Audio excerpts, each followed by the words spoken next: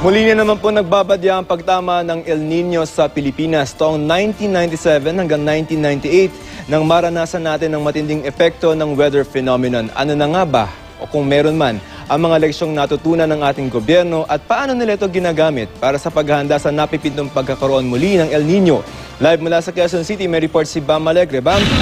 Joseph, posibleng 3.8 million na mga Pilipino sa 34 na mga probinsya maapektuhan ng El Nino sakaling tumama ito muli sa Pilipinas. Sapat naman ba kaya ang ating paghahanda? Narito ang ulat. Noong 1997 hanggang 1998, matinding tagtuyot ang naranasan ng buong Pilipinas dahil sa El Nino. Nauhaw ang mga lupang taniman nang mabawasan ng ulan ng 40%. Ang pinsala sa agrikultura umabot ng ilang bilyong piso. Sa darating na huling quarter ng taon hanggang sa mga unang mga buwan ng 2015, muling nagbabadya ang matinding epekto ng El Nino sa bansa. Ang tanong, natuto na kaya tayo sa mga aral ng nakaraang mga El Nino? Sa final report ng pamahalaan matapos ang 1998 El Nino, ilan sa mga naging tugon ng adjustment sa crop calendar, pagtitipid ng tubig at pagpapatayo ng 12,169 shallow tube wells at 7,817 small farm reservoirs. Makikita ang isang halimbawa nito sa Bingawan, Iloilo, na gagamit nila ang naipong tubig sa irigasyon.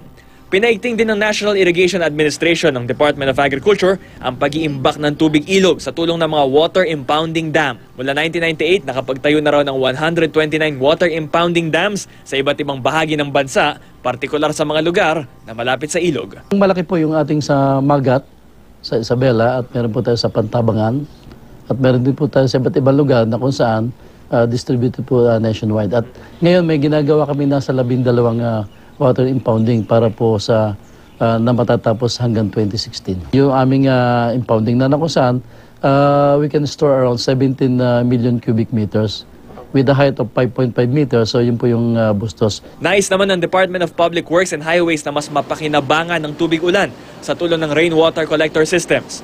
Pero 2010 lang ito nasimulan ng masinsinan at ilang pampublikong gusali pa lang ang meron nito. Itong tubig na ito ay galing sa ulan. Kahit mainit ngayon, meron sila na imbak at nagagamit. Galing ito doon sa bubong, papuntang Alulod hanggang dito sa kanilang rainwater collector. Bawat isa, kaya hanggang 2,000 litro. Sinimulan ito ng DPWH sa sarili nilang gusali at meron ng ilang mga pampublikong paaralan at mga government building na may ganito. Mula 3 hanggang 4 na araw lang nagtatagal ang naiipong tubig sa mga rainwater collector. Ang long-term na infrastruktura ng DPWH, mga water retention tank na sasalok sa ulan, pero patuloy pa rin itong pinag-aaralan. Yung propose namin na water retention tank dito sa UST, pero unfortunately, hindi naging successful ang usapan with the UST people. So hindi natin magawa. Naghahanap kami ng mga lugar na kung saan pwede namin gawin. Sa private sector, may mga imbensyon na gumagamit ng tubig ulan tulad ng innovative rainwater harvesting system ni Dr. Antonio Mateo. May mekanismo ito para linisin ang tubig para pwede nang inumin agad. Ang DOST Pag-asa may mga natutunan na rin daw mula sa nagdaang mga El Nino. Sinimulan nila ang mga climate field school para mas maunawaan ng iba't ibang lokal na pamahalaan ang galaw ng panahon para maabisuhan ng mga magsasaka at mangingisda. In general, hindi lang kung drought, hindi lang kung may El Nino, kundi yung general na paano ba ginagamit yung mga information ng Pag-asa sa farming. Joseph, hindi bagong weather phenomenon yung El Nino. May records, may documents as early as 1567 na dito sa Pilipinas nagkaroon na before noong 1982, 1986, 91 and as recent din naman as 2009 and 2010. Joseph? Alright, so mukhang dun sa report mo, meron namang natutunan dun sa 1997 hanggang 1998.